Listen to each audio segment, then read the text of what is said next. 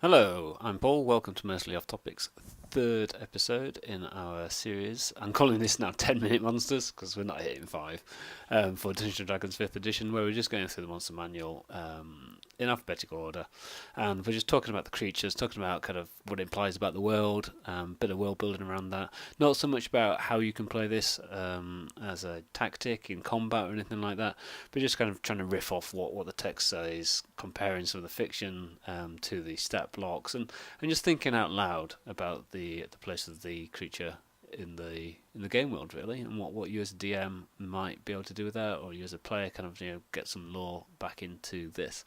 So we are on angels now. It used to be that angels came in very many different flavors, but they come in three now. They come in the Deva, the Planetar, and the Solar.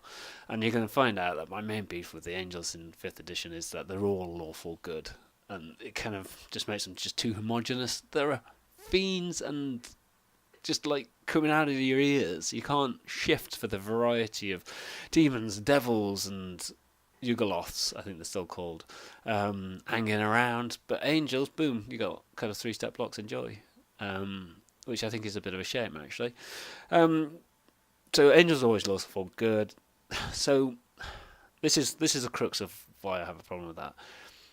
A god is the summation, the most metaphysically kind of possible manifestation of the principle that they support. So why would a god that's dedicated to chaotic good have a lawful good servant? Well, the text says they have lawful good because it's better that they have somebody who follows orders rather than somebody who kind of understands their purpose and kind of goes about it. And I just kind of have problems with that. If I truly am created and I'm the essence of what it is to believe in individual freedoms, it seems to be anti-ethical for me to command blindly a servant, or command a blind servant to kind of get off and do this thing, follow my orders, even though those orders are about not following orders.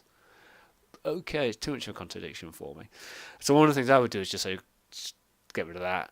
Angels can be whatever alignment, whatever good alignment their god is that they represent, and they can behave like that. Let's just free them up a little bit. I don't want an angel to be stood in front of Lathander, a neutral good god in the Forgotten Realms, and saying, "Well, I did that, but I was just following orders," and that's a reasonable enough defence, isn't it? It just doesn't feel about right. They are, in fact, formed from the essence of God, so they should draw some of that essential nature into themselves. But they just get on with killing evil, not law against chaos. Evil. This is a good characters against the evil, and they're a little bit proud. They kind of just get on with it, and they are an apex. They're not humble as written. They kind of like command mortals. They're sent down. Hey, you are all going to do what I have instructed you to do, come what may. Ilmater, the kind of god of taking onto your shoulders other people's pains and humility, is he really going to send down such a proud creature to represent himself? I kind of think that you just need to just kind of smooth over that a little bit. And one of the things I'd be kind of suggesting is, if you're going to introduce angels into your game, think about them almost like you would do a demon lord or an archduke of the seven hells or what have you.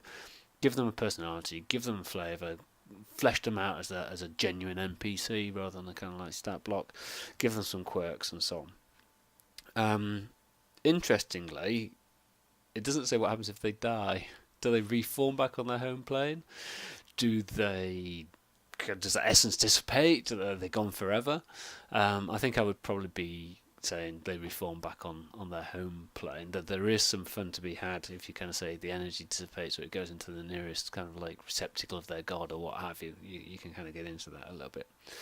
Now their stat blocks, as we kind of go down, kind of really do support the power. I think they're all pretty strong creatures. Devas are the least powerful. They're the messengers, kind of sent to achieve the god's goals, tell people, guide, and kind of direct. It says here that they can kind of assume a form appropriate to the realm they're sent to. Well, so long as that form is a humanoid or a beast, they're good.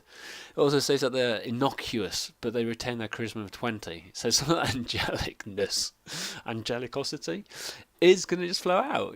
This wolf that you kind of see there that has gold tinge to its skin. That kind of thing is going to happen. It's going to be the apex of wolves. It's going to be the wolfiest wolf that you've kind of ever seen. It's going to be the lassie of wolves.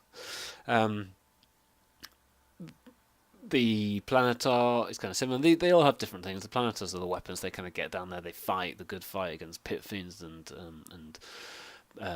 Balors and stuff like that. And the Solar is kind of the CR21. They're there. They are the epitome of power, of goodness personified out onto the battlefield, fighting again that good fight.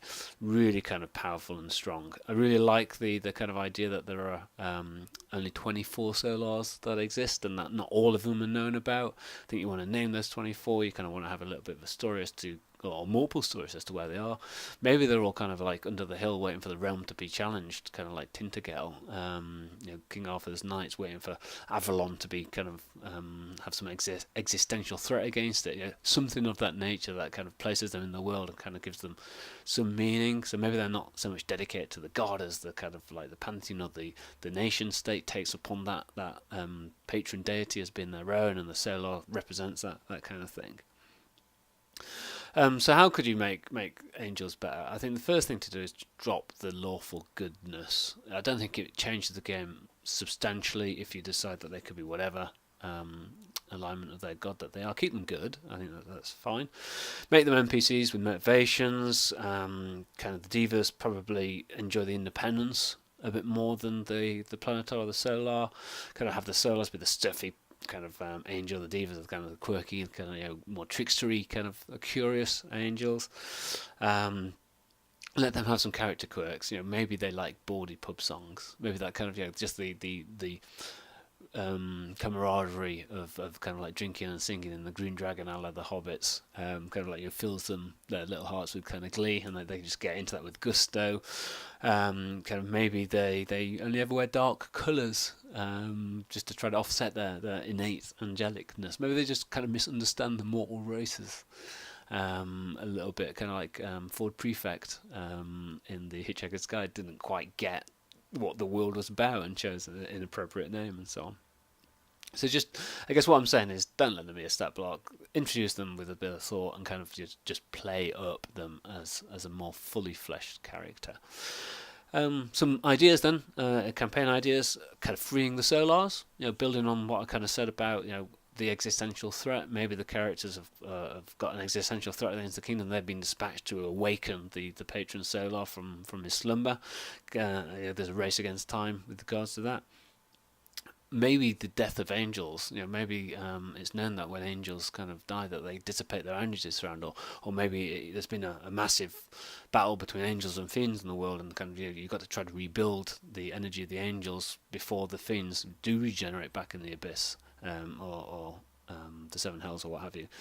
And maybe a little bit more of a kind of like less epic game, kind of the reluctant angel. This angel's been sent down. They've broken some of their rules, but they feel justified in doing that. But they don't want to rebel and become Zariel, who rules the first layer of the 9 hells, 9 not 7 hells. But they kind of want to go back to the bosom of the warmth of their god. So maybe they enlist the player characters to help them. That might be to build a case, or it might be to get evidence, or it might be to act as a character witness, or it might be to explain to the god why it was necessary what they did. And that would be an interesting kind of like plot for kind of like mid-level characters, perhaps a side quest or something like that, maybe a flavour to introduce into the world. So that's Angels. Yeah, just drop lawful good, please. Cheers. Anyway, thank you for listening. Like, subscribe, and next up is animated objects. Wow, it's gonna knock it out of the park. Thanks for listening, watching. Cheers.